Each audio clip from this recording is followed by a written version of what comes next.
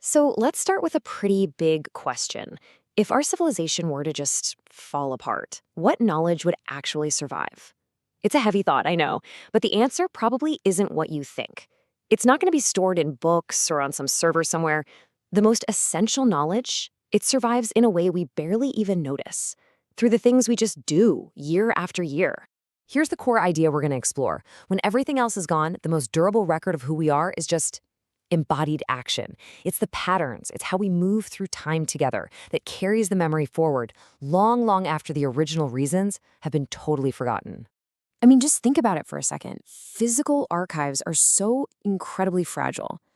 History shows us time and again that libraries, from the ancient one in Alexandria all the way to our digital ones, they're often the first things to go when things fall apart. They're targets. And centralized records, they can be and have been wiped out in a single moment. The behavior is different. Shared rituals, these communal cycles, they're decentralized. They live inside the collective body of a people. That makes them way more resilient than any stone tablet or hard drive because they're always being performed, always being passed on. And you see these echoes of it everywhere in our lives. We still gather for these huge feasts at very specific times of the year. We still light candles or build fires to push back against the darkness. We exchange gifts, we honor the people who came before us, and we celebrate the idea of renewal. A lot of the time, we just do these things almost instinctively, like we're guided by a rhythm we can't quite put our finger on. The thing is, what we now call holidays and see as these commercial events, they were once deadly serious. They weren't just optional days off from work. No, they were essential, non-negotiable rituals that were designed to sync up the entire community with the forces of nature. And those forces, they were literally the difference between life and death. Now, to really get this, we have to take a look at a word that's been very intentionally distorted over time, and that word is cult. Understanding what it originally meant is absolutely key to understanding how these ancient practices actually worked. Okay, so the word cult, it comes from the Latin word cultus, and originally it had zero negative connotation. None.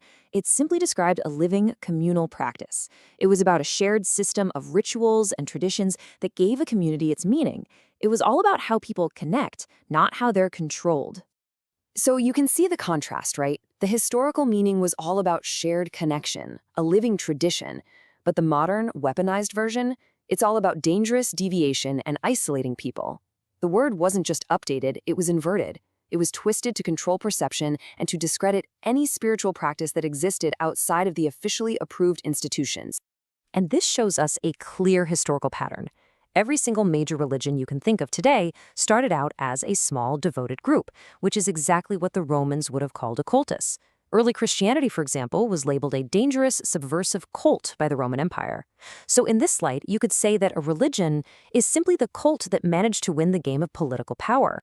And this is why these rituals are so incredibly potent. It's why new powers always try to absorb them instead of just destroying them. See, ritual works on a level that's deeper than conscious belief. It operates on our nervous systems. It helps us manage our collective fear, and it strengthens the bonds of a community, especially when things feel uncertain. It's really a kind of technology for social cohesion. Okay, so this brings us to what is probably the most powerful example of a survival ritual on a global scale, the winter solstice. That one moment, the longest and darkest night of the year. For our ancestors, December wasn't about shopping or parties. It marked the most sacred and also the most dangerous threshold of the entire year. This was the razor's edge of survival. Every single year, they face this one terrifying, existential question. As the days got shorter and colder, and the sun itself seemed to be weakening, stalling out in the sky, would it actually come back? Was its return guaranteed? We really have to try and remember this. For ancient people, winter wasn't some beautiful, cozy aesthetic like it is for us. It was a lethal force. The cold could kill you, food was running out, and that deepening, overwhelming darkness represented a very, very real threat of total annihilation. So their response to this threat, it wasn't just a single-day party. No, it was this prolonged, sacred cycle. It was a window of time, a liminal space that was marked by a continuous vigil, by keeping the fires burning bright, by feasting on what food they had stored to keep up their strength, and by pure, collective endurance against the dark. This really captures that universal human response. All across the world, when faced with the same terrifying solar minimum, different cultures, totally independent of each other, they all came to the exact same conclusion. Gather together, hold fast, and through ritual action, call the light back into the world. And what's truly incredible is how this one core ritual shows up in so many different, unconnected cultures. It's really the same essential story, it's just being told in different languages, with different symbols. So up in Northern Europe, you had Yule. It was a multi-day festival to stand against the darkness. They'd burn these enormous Yule logs for warmth and light, and they'd bring evergreens inside as a powerful symbol of life's endurance. Over in ancient Britain, incredible sites like Stonehenge were built to align perfectly with the sunset on the midwinter solstice. This wasn't just for show. It marked the precise moment of deepest darkness, and it served as a promise that the cycle was about to turn again. Then you have the Romans and their festival of Saturnalia.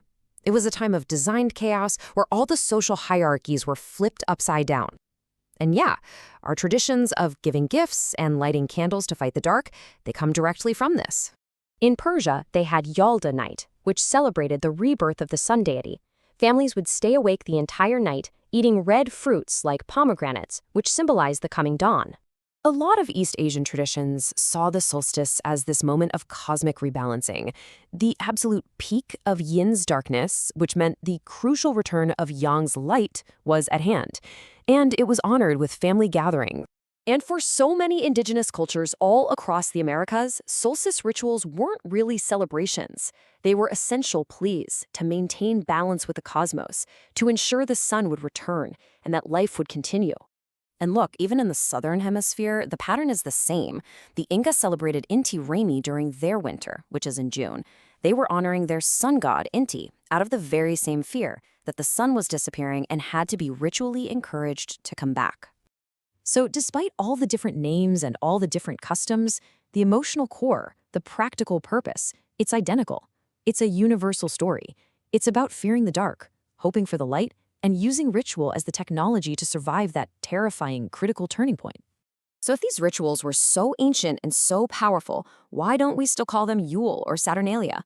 Well, that brings us to the mechanism by which new power structures take over these ancient rhythms.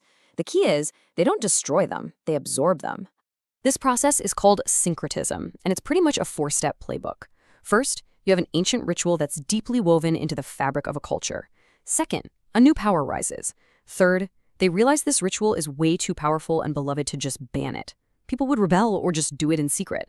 So, fourth, they absorb it. They stick a new name on it and they layer a brand new story right over the top of the old one. Santa Claus is the perfect example of this. He wasn't just invented out of thin air one day, he's a composite character. He's an amalgamation of much older, much more powerful figures, built up over centuries, kind of like layers of rock. So let's just peel back some of those layers. You've got Odin, the Norse Yule father, who was a bearded old man that rode across the winter sky. You've got the Celtic god, the Dagda, who had a cauldron of endless abundance. You could think of that as the original sack of toys that never runs out. Then you have the historical St. Nicholas, who is known for giving gifts. And finally, you have the Roman festival for Sol Invictus, the unconquered sun, whose official birthday was December 25th. And this right here, this might be the most famous act of rebranding in all of history. The Roman Empire had already formalized December 25th as the birthday of Sol Invictus. So when Christianity became the official state religion, they couldn't just erase the biggest party of the year. So what did they do? They absorbed it. The birth of the sun was seamlessly recontextualized as the birth of the sun. And through this process, the ancient rhythms, they actually survived. Sure, they were given new names, new stories, new meanings, but that underlying pattern, that deep human need to mark the turning of the light, that was preserved, even as the original reasons started to fade from our conscious memory. Okay, so this brings us to our final and maybe our most important point. Now that we can see this pattern pretty clearly, what does it all mean for us right now? How do we relate to these ancient cycles that we are, in fact, still participating in? The goal here is absolutely not to reject modern traditions or to tell you to stop celebrating. Not at all. It is simply to remember. It's about participating with a new awareness and recognizing the incredible ancient depth that's living inside these simple annual actions. Because the real danger was never the ritual. Rituals are powerful, beautiful tools for human connection and survival.